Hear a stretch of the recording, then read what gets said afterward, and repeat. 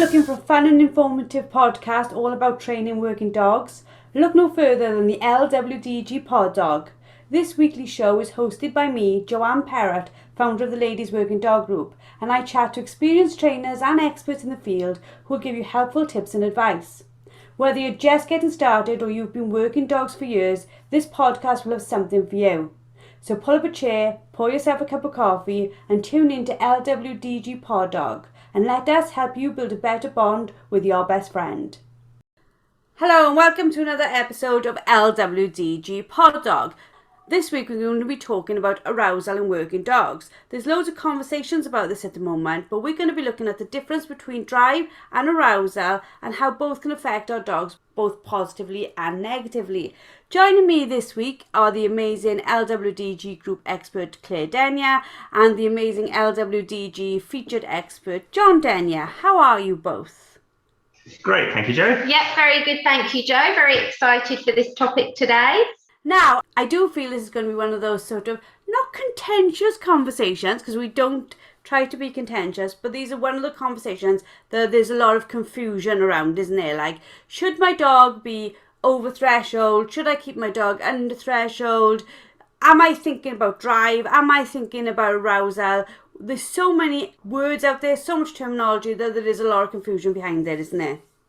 There's a lot of confusion around it, and the thing is, yet again, as we've mentioned in other podcasts about other subjects, terminology is the thing that creates a lot of the confusion and people's interpretation of some of the terminology as well. So I thought a good way to start would be to I Googled arousal in dogs to see what the Google definition of arousal in dogs actually meant, because I thought a lot of people, that's the first thing they'll do. If they're not asking on a Facebook forum, they're Googling. So I thought, let's just have a look and see what people are finding when they do that. So in Google, the term arousal refers to a dog's level of excitement and mental control, which I thought was quite a broad thing to have as a statement about it. Because again, people's interpretation of mental control and excitement can be very varied. Yeah, there's two terms there, very, very important. Excitement, that's the arousal piece, and mental control. Without that mental control, there is no threshold. There is no keeping a dog at a certain level. They must develop that level of control themselves. And that's where I think most people go wrong when they're talking about a dog being over threshold. There's no such thing as over threshold. That dog has got too excited for itself to be able to control. And that's exactly it. And I think when we talk about teaching dogs self-control and steadiness and how those two separate entities are so interlinked, when you say my dog's over threshold, all you're really talking about is your dog's level of excitement has gone up. Is that how you would explain it to a person, John? Yeah. It's purely that level of focus, that level of motivation, either on a particular object or subject or on performing a particular action. So, but if you think about the Google definition, in some ways the same could be applied to what is drive in a working dog. Yeah, they are almost interchangeable. Some drives are obviously going to be very useful. Drive to go and retrieve is fantastic, but it might mean that you've got to train that so the dog can be steady for you. But a drive to go and chase sheep, that's not something that you're going to want there at all, or something that you're going to need to have a lot of control over. So, the word arousal and drive, I think, are pretty much interchangeable. It's just, I think people tend to focus on drive as being kind of the positive side of it, a dog that really wants to do the thing that they want them to do. Whereas arousal is always spoken about in kind of a negative connotation. The dog's too aroused to do this, and it's too aroused to concentrate on that. Where actually, if we really make this really simple, if we can take a dog's excitement or arousal and we can put control mechanisms into that, so steadiness being an example of that, drive, we have drive in the dog, but it's controlled. So technically you're saying that drive is controlled arousal, right? Does that make sense? Yeah, absolutely. Where do you think this sort of like confusion has all come from? So over-aroused dogs, I think, is when the dog has, so over-aroused dogs, or dogs that people describe as over-threshold, are dogs that have lost control. John? Yeah, if you used to put it another way, one of the things that everybody looks for in a good working dog is a dog that's biddable. Now, for a dog to be biddable, it has to have a little bit of control in what it does. Having a dog that is highly aroused is fantastic.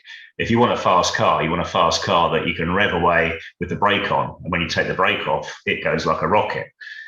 You don't want to just take the engine out of the car so it doesn't go so fast or doesn't want to go so fast. So it is about that element of control in there. I think one of the biggest problems is people don't train their dog correctly at a young age, so that the dog learns to control that level of arousal, so to be able to switch it on and go and have that foot on the brake until they're ready and until they're told to go.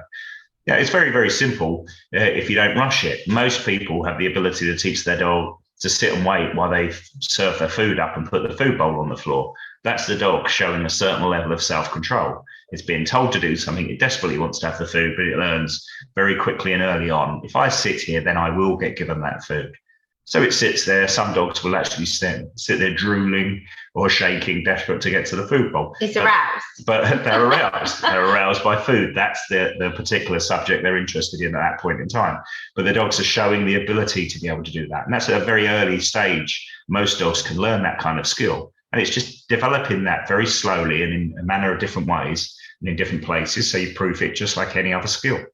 And I suppose also when you look at when things go wrong in training, let's say a dog that is termed over-aroused and the owner is restricting that dog's ability to do something that really wants to do, what we actually see is frustration.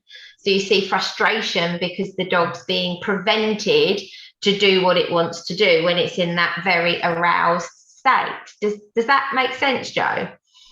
Yeah, completely. And I think terminology can be our best friend, but also our worst enemy. But the more we break things down in our own minds and sort of set it in stone, the more helpful the terminology becomes. If we don't completely understand it, what I think happens is we throw it around, and I know that I've been one to do that, training my own dogs. You throw it around without really understanding what it is you're saying about your dog. So for example, where you've just said about frustration, my dogs, when they've been not completely listening, have probably been more frustrated that they've had to wait than they have been over threshold, because on the first two sort of retrieves, they've maintained that level of self-control quite easily. As they've got more excited, as they've got more frustrated, that they've been made to wait for the next one. That's when you see this sort of like running in behaviour. So do you think that for most people, it's not understanding what it is the dog is completely showing them? Yeah, very, very often that is the case, or people over worrying about what they're seeing. So if I give a really easy to understand example of that, I want my dog, when it's retrieving or working or competing, to have drive, okay? Without drive, my dog will be lackluster. It won't be interested. It might switch off and not be focused on what it's doing. I want my dog to have controlled arousal, which is drive, to give it the ability to do something stylishly with pace. You know, when you talk about these dogs that you watch work and they look really stylish, whether that be when they're hunting or retrieving, they look stylish, they've got drive, they're committed to the job. That dog is in a state of arousal in that point. We wouldn't want to take the dog out of that, because then what you'd see is a dog that looked flat and that didn't have that style and didn't have that pace. So we're taking that arousal and we're harnessing it. And part of that, we have to train the dog to be able to cope. So we have to teach the dog. And I believe we spoke about this either in a masterclass or another podcast, or maybe both. We have to teach the dog how to cope with coming up into a state of arousal and then down again, and bringing it up and bringing it down again. Does that help? It definitely does. I think it was 2 weekends ago at a game fair. I watched a lady with a Clumber Spaniel doing the pickup, and the dog, bless his beautiful little heart, there was no drive that could be compared to like a Springer Spaniel. Uh-huh. He plodded out. I'll say he may have been a she. Apologies if he was. He plodded out and did his job, and he was almost like hare and tortoise compared to an ESS. And I sat watching him and I thought, why don't we all buy them? Because he literally was just doing his job, doing his thing, and I thought, what a beautiful beaten dog, just nice and calm and nice and steady. But what this is sort of for me, that example of, we want, a lot of us look for the drive, don't we? A lot of us, even the lady going in was making like lovely, beautiful jokes about a beautiful dog, about don't expect him to be fast and stuff like this. And I just thought, we all love them, but it's that drive we look, that control, that harnessed drive. I think this is where, if you listen to some of the information on my Reluctant Retriever Masterclass, and I'm talking about putting drive in and building desire and all of those things, all breeds will vary in what it is that they find exciting, what it is that they find arousing. Some it's hunting, some it's the retrieve, but even within breeds, yes, with specific breeds, you're going to get variations in stuff like that. But it isn't just that. Even it can be early parts of training. So too early steadiness, putting that steadiness in too early and too young with a dog that maybe doesn't have quite such a high level of excitement and drive for retrieving. Would you want to add to that? Yeah, the more control you put in early, the more, if you think about it, the fun you're taking out of it. So yeah, you're making it a less arousing activity. But if you've got a dog that you want to be a lot quicker, then you don't want to have too much control. You want your dog developing that idea that this is fun, this is what I want to do. As Claire's definition said, it was a level of excitement and a level of control. And that excitement needs to be there. For me personally, I'm not particularly competitive. So I don't need to have the quickest dog there is there. I want a dog that wants to listen to me and wants to get on and do the job. So that Clumber Spaniel, absolutely perfect for me. Off you go, pal. Goes and does it. I'm always one step ahead of him. I'm not too quick myself. So I'm always one step ahead of the dog. And we get the job done. That's more than enough for me. But I think quite often you are looking at these competitive monsters. They've come from very good trialing lines where that's been bred into them over and over and over. So it's like going out and buying a Ferrari for your first car. You've still got to be able to control that the same as you can the little Nissan Micra. Yeah, it's true. You always hear the older chaps when they're giving you their wisdom when you're like lost your dog for the 50th time, saying to you can't put the hunt into the dog. You can put the steadiness in later when they're trying to calm you down, bless them. But it is that, isn't it? Like you said, if that keenness, that excitement, you don't want to diminish that. You just need to be calm over time. I think I've learned that a lot of people were so determined to keep that sort of drive, that fizziness, that over arousal or under arousal or controlled arousal there. But we want it in an instant. We're not prepared to wait to teach the dog the balance, because on one hand we're saying, yeah, we want you to go go like the clappers, get that retrieve, bring it back to us, be quick, be stylish, be all these things, but we'd like you to do it as we want it straight away. And that's a lot to ask of a very young dog. Yeah, no, it really is. It really, really is. And this is the thing, this is why every dog, you've got to train that dog very individually as to its needs. So if you've got a dog that really doesn't seem to have a great amount of drive in a certain area, you might, let's take retrieving as an example. So you might take the brakes off the dog, give it informal retrieves, let it run in, let it develop a bit of enthusiasm. Whereas if you've got a young dog that is literally, really, really aroused from the day one that you introduce retrieve, then it's almost stamping its feet with anticipation, the tongue's hanging out, all of those signs that your dog is really excited and really aroused about this, you might put your steadiness in a little bit earlier with a dog like that, because you don't want the dog to form a habit of running in.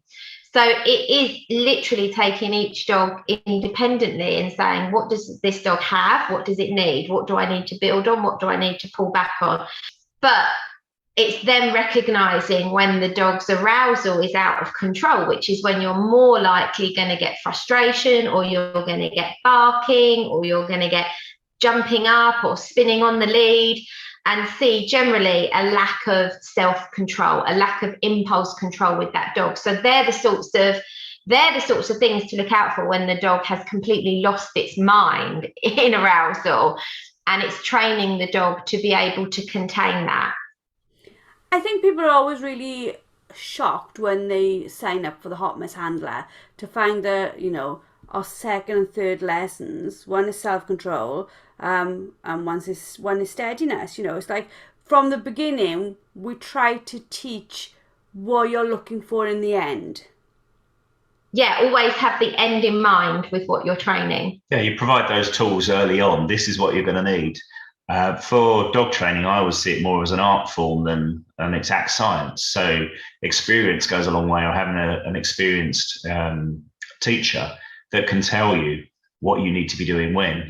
Your colour palette's exactly the same for every single dog, but you need to know what to adjust to get the best out of that dog there. Yeah, I absolutely agree with that. So what do you think is causing, we've seen it in our group, in other groups, and I think a lot of our podcasts are directed, should I say, by what we see in that maybe we want to talk about in more depth, far more than we could talk about in a few words as a comment.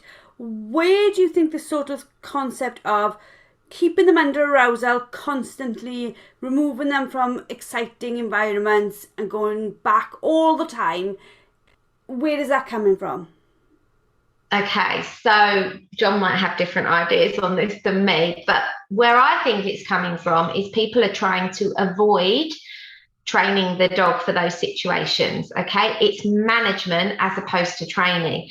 So we talk about this a lot. Management is absolutely part of training. When you're training a puppy or a young dog, or you're modifying behavior, management of situations, management of environments, management of the dog's behavior is part of training, but that isn't training. It's just one tiny little part of it. So if we're avoiding taking dogs into these environments, taking them into situations and educating them, the dog will always be unable to cope. So I think a lot of this is people thinking that management is training rather than using management as part of their training program. The other part of the training program has to be able to teach the dog the ability to cope in situations, to cope with higher levels of arousal, and to teach it how to come back down again. So for me, that's where I think a lot of this is coming from in situations or conversations, is people are thinking that management is training. John? Yeah, there's most certainly a big element of that. But you also then get the idea that maybe I can motivate the dog to want to do something else instead. But that does nothing to change your dog's desire to do that particular action. So if I have a dog that's very, very food motivated and it wants to retrieve as well, if I wave a bit of food in its face, I might distract it for 2 minutes, but I haven't actually changed its motivation to get off and do what it wants to do anyway. So it's about training the right things. You've got to teach your dog. It's almost like when is appropriate. It's not that it's not appropriate, it's when it's appropriate to behave in a particular manner. So having that high level of arousal, that high level of drive, absolutely fantastic. But you have that when I tell you that it's appropriate, not just hopefully I can make you sit and wind you up even more with food, because now not only are you aroused to try and get off and go and get the retrieve, but now you desperately want to get what's in my hand as well. And and most dogs will quite happily take both. Yeah. The minute that food's gone, they'll be off. You haven't done anything to train them not to do that retrieve, not to run in, or to lower that arousal level at that point in time. and to hold it together themselves. So what you're describing is distracting techniques. Yeah, so I spoke about management, and you're saying distractions is another problem. Yeah, but again, distracting the dog is part of the training in some circumstances, right? Yeah, if we were doing a stay, you've got those 3Ds: distance, distraction, and duration. That's part and parcel of it, but it's only one little piece that you've got to deal with. So, if you're distracting a dog, that's great, but the distraction is only going to last for a certain amount of time. They've got to control themselves.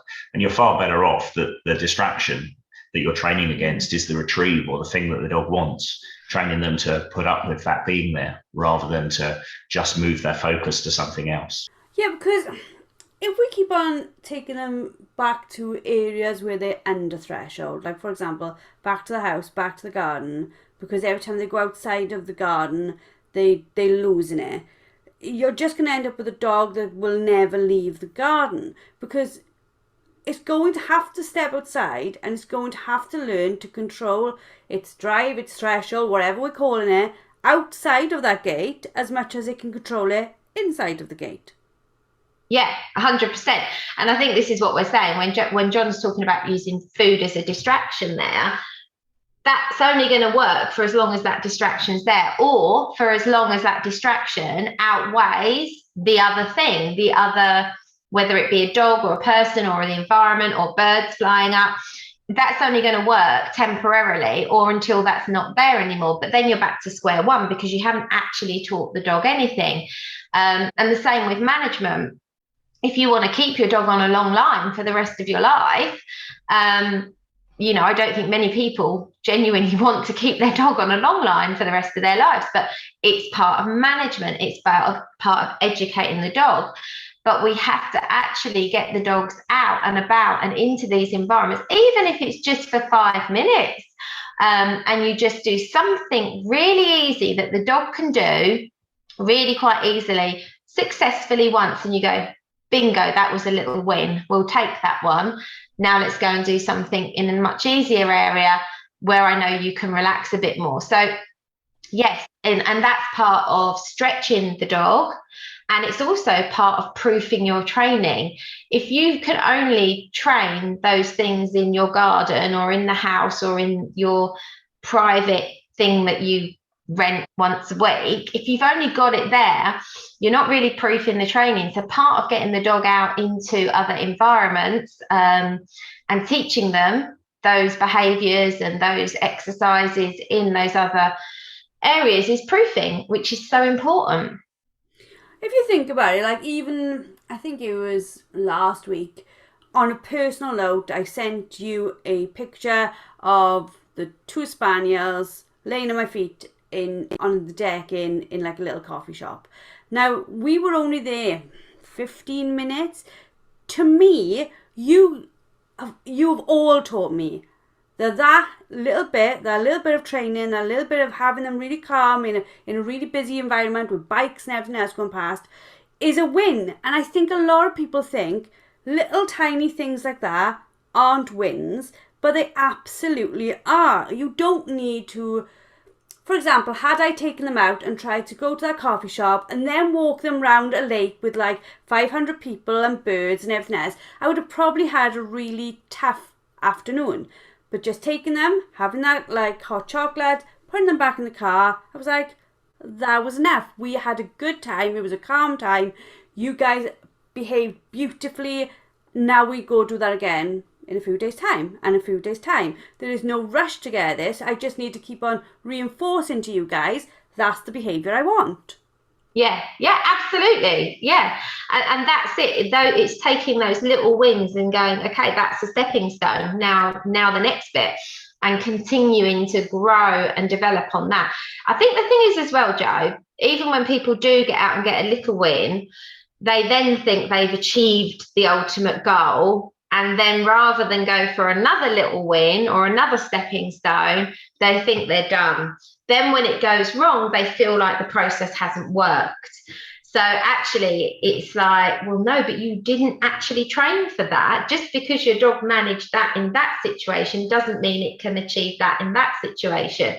And again, that goes back to the proofing of those behaviours and making sure the dog is set up for success. But we have to actually educate the dog on this. We can't wrap them in cotton wool and keep them away from life forever.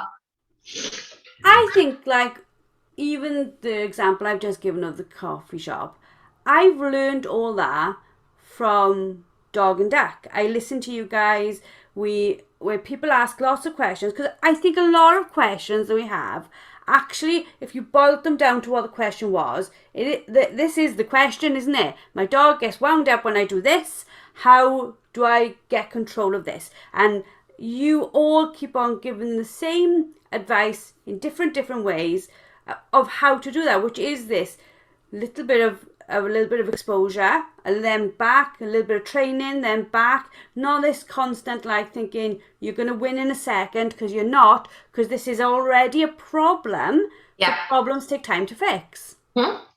I think also people, so yeah, you've got all of that element where you've got your 3Ds and you've got your proofing the training and all of those things, which is super important, but also recognizing your little wins and then continuing. But also I think people don't always understand a dog that's steady doesn't mean it's not aroused.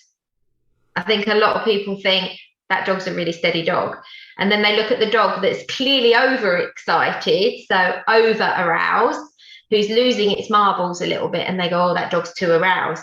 But the dog that's sitting steady is also aroused. For it to have drive and to have desire, there has to be some arousal there, but it's just managed by the dog. Self-management, so that's your self-control element. So arousal doesn't mean you're looking for something where a dog's losing its self completely. It could be that the dog is sitting there completely focused on where they think it's going to be sent that retrieve, but it's still aroused. It's just that it's been taught self-control and it can hold it together. Whereas people, when they talk about, so when you said about the conversations on the Facebook pages and things like that, over aroused dog behavior looks very different to when we're just saying the dog is got drive, it's ready, it's focused. It's still in arousal, it's just that it's got self-control.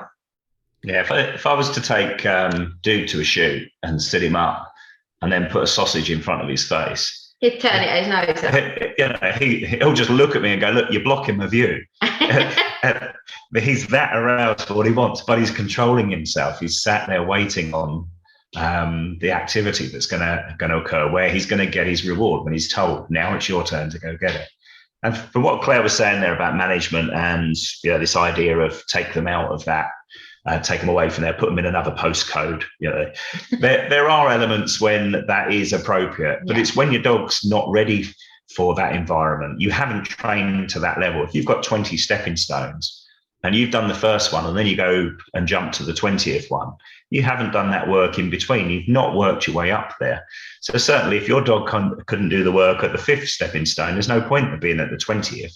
You've got to take them back a little bit and go, okay, now this is what you're capable of. Now we'll push on a bit. And the same if you're learning a brand new skill. A lot of the time, people will say that your dog, they need to teach their dog to sit there when there's some activity going on. Your dog already knows how to sit. They don't have to be taken out of that environment to learn how to sit. But if you were training something completely new, if you want to teach your dog to hunt for you and control its hunting, you don't want to start off hunting where there are rabbits everywhere. You've got to take them out of that environment so you can actually teach the hunting skill, the piece you want first, and then gradually integrate that with the rabbits. So you're taking that stepping stone forward each time. Yeah, I want to add to that actually, because some of the best training that I have with Rose, my youngest dog, is when she's in a state of arousal. She's got steadiness.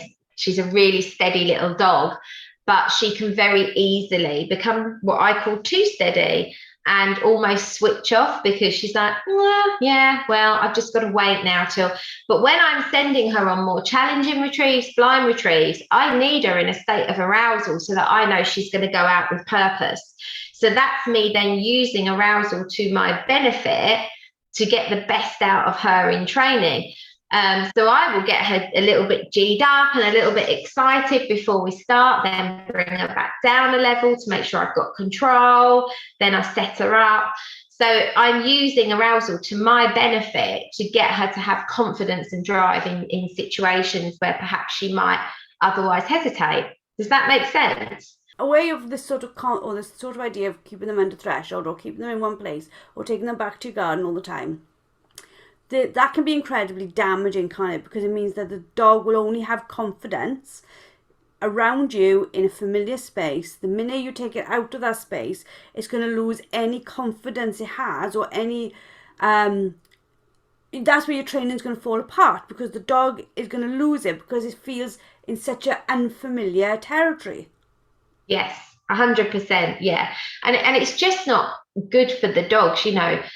I couldn't imagine, you know, my dog having that much restriction on what they can cope with in life. That's not good for a dog to be in that state. Like you said, you'd rather see a dog overexcited and having to learn about new environments, and over time get used to being in different environments all the time is not going to be an issue, rather than always in the garden, can't take them out, lose their head. You know, at that point, it goes from just being a training issue to being a behavioural issue. You're going to need to work on fundamentally changing a dog's behaviour. Yeah, absolutely. Yeah, desensitizing them, getting them used to that environment, just that habituation goes a long, long way in your training. Now, you might not be able to have your dog off lead in that area to begin with. They might need to get used to the sights and smells. We'll often recommend that people take their young dogs around the perimeter of a shoot, or they'll get involved slightly, but they're not going to be having their dog doing any work. The dog is just getting used to the idea that there's a lot of activity goes on there. There's a lot of new smells around that area, but they've got them there under control, learning that actually just because I'm somewhere new doesn't mean I behave in a different manner. And this idea of you're going to need to constantly go through this with your dog, where it goes somewhere new, it gets super excited, and then you can build that, is really, really important. Because like you said, when you actually do take that dog to a shoot and there's the sounds and the smells and the live birds, all the work you would have done previously in taking it to different places, getting it used to settling after a little bit of time, that's going to be so important, because you're definitely going to bring every single dog back under control. I've not yet seen a dog, even the best of dogs, when they go out and they're on a shoot for a little bit, they're hyper, they're wound, they can't wait to do their job. So no. that training's so essential then, isn't it? It is, yeah. Absolutely. It's so essential. And also, I just thought of something else, just popped into my head then when we're talking. Also, very often, you hear trainers quite often say to people, or they give advice on forums, and they go, you've got to make yourself more exciting than the environment, more exciting than the other dog, and that kind of thing. And people go, how? So that's kind of setting people up to fail that comment if it's just thrown out there without explanation. But for me, the way that I do that with my dogs is I teach them through the power of play with me, with specific toys and specific items, to have fun with me, and then teach them to come back down a level, observe the environment, observe this, have a look at that, good, now look back at me, right, well done, that was brilliant, get the toy out again, have a quick play.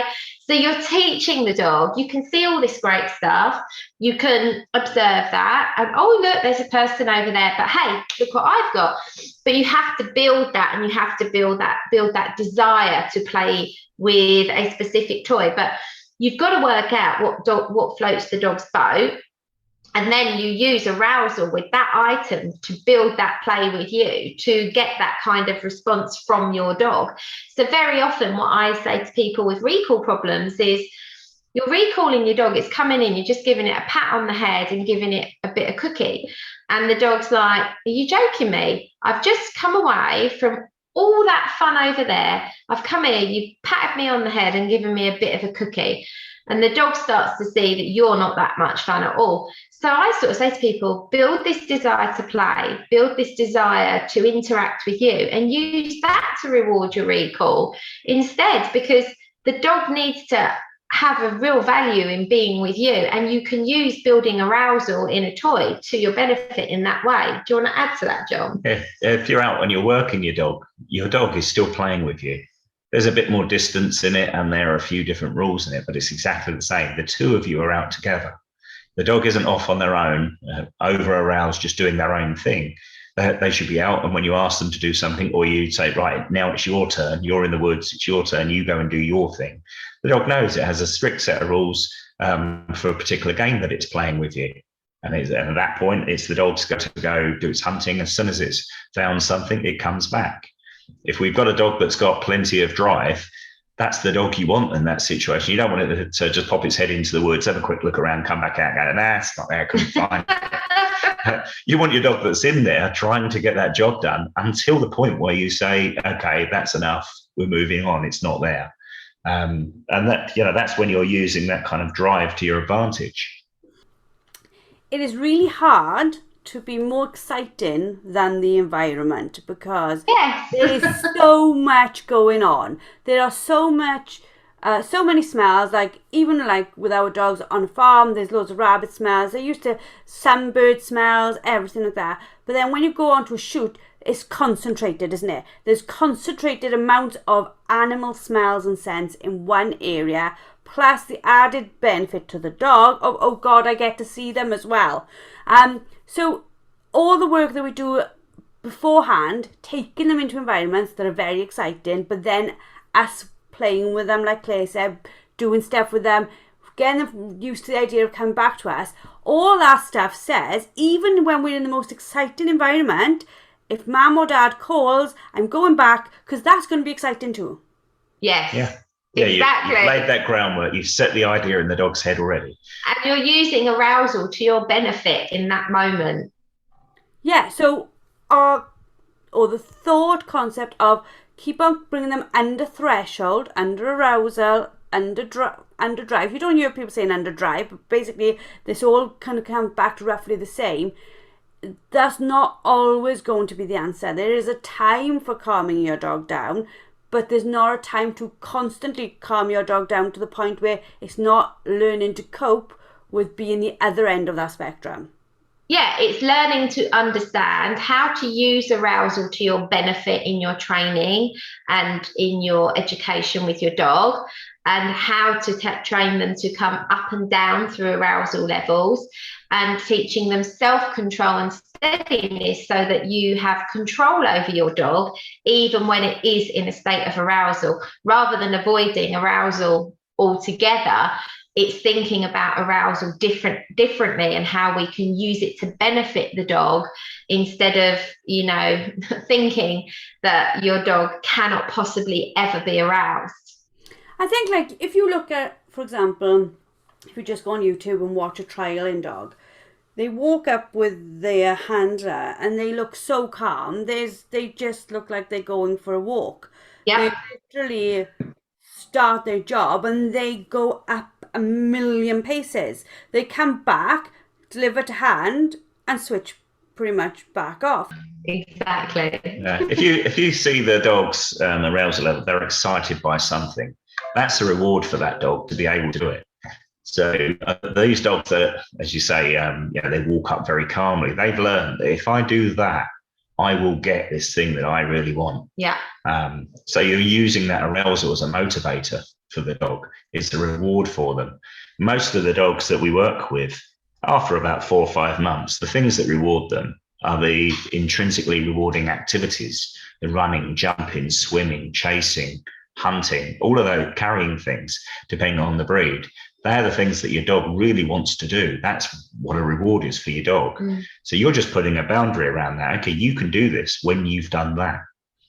When the dogs get it, they're sat there and they'll be shaking, ready to go, but they control themselves because they know it's a reward for doing a piece of work first. It's not just that take. They have that element of control in there. If you think of it from like a human perspective, though, like when we were younger, the concept of going to the park and flying around on swings and slides was like the best thing ever. If somebody says to most of us now, "Do you want to go to the park and go on the swings?" we're like, "No." And in some ways, humans are a representation of what happens if you constantly keep people or a human, an animal, under threshold. Can you imagine if you said to a child, "You can go to the park, but only if you don't get excited"? They would be like, "I don't want to go to the park. That's half." When we went to Disneyland the week before last, I was like a clown. I probably was worse than my 13-year-old has learned to not look impressed with stuff, which I think is part of being a teenager, but I also think is a sad part of being a teenager.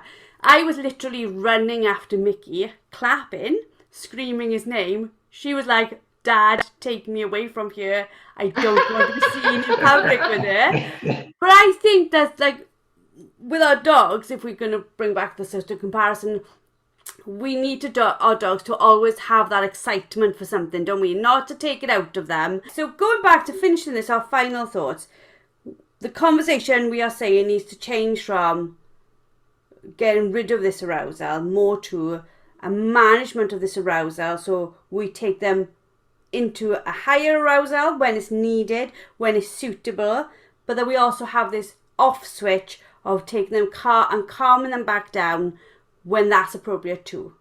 Absolutely, but I think to recognise that enable to do that, to enable to teach your dog to have arousal, to have what we were discussing as controlled arousal, which gives you drive, to be able to teach the dog that and to utilise that to the best way in training, we need to be able to expose the dogs to things and educate them on how to deal with those situations and those environments, and not be thinking in our heads, "I can't do this with my dog because he gets too excited or because he goes over threshold," but instead be thinking, how can I educate my dog on how to cope with this level of excitement, and to teach the dog self-control and work on steadiness, but without losing drive. When we were at the game fair, there were people playing flyball.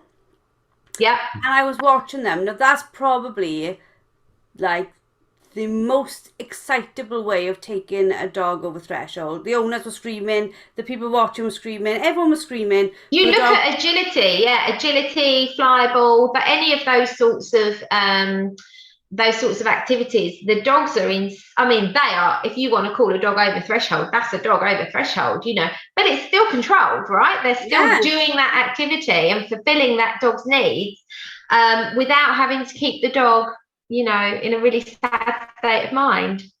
And I think it's like we've been discussing all the way through, it's a suitable time for them to be over threshold, isn't it? It's a purpose-driven arousal. Do we have any final thoughts on this? Because we've done, as we always do, I love chatting to you too, quite a long podcast. I hope people have been driving for a very long time, or they're going round the block refusing to park. What are our final thoughts on this for people who have a dog that they've been worrying is over threshold, and they've been working really, really hard to keep on bringing it under threshold, thinking that means take it back to the house, don't do anything with it, or distract it? What can they do to harness that threshold, that arousal? You start? Yeah, to begin with, you've got to be able to teach your dog there's a time and a place for a particular behaviour. So you may need to take them just out of that environment once or twice, so they can learn that when I do this, this is what follows. And then at the same time, you want to teach your dog to have that element of self-control. And that doesn't have to be self-control in that particular environment with that one particular activity. More often than not, when we see a dog that is losing it, let's say they run in on every single dummy, there are plenty of things that dog will do that the owner either doesn't want them to do, or they ask them to do something and their dog does something completely different. Just almost laying that first foundation, that little nugget that the dog goes, "Oh, okay, I need to do something if you ask me for it, and then I get to benefit from it." I think dogs always seem to be rather hedonistic. if this is fun, that's it. That's what I'm going to do, to the detriment of everything else. This is the most exciting thing in the world. And it's just teaching them that actually you can have this and you can do that, but you have to do it when I say so, or with these particular boundaries around them. I would agree with that, because a lot of the time as a trainer, and we get people contact us, we might say, okay, so you can't just avoid this forever. We need to get the dog out, and we need to, show you how much to get the dog to see, and how much to get them into that environment so that you can train effectively. So it might be that people need a trainer to help them with those first steps, because it can be quite a scary, daunting thing. If you know your dog loses itself quite easily in certain scenarios, getting a trainer to help you teach the dog some self-control, and to disengage from things is likely going to be very useful for you.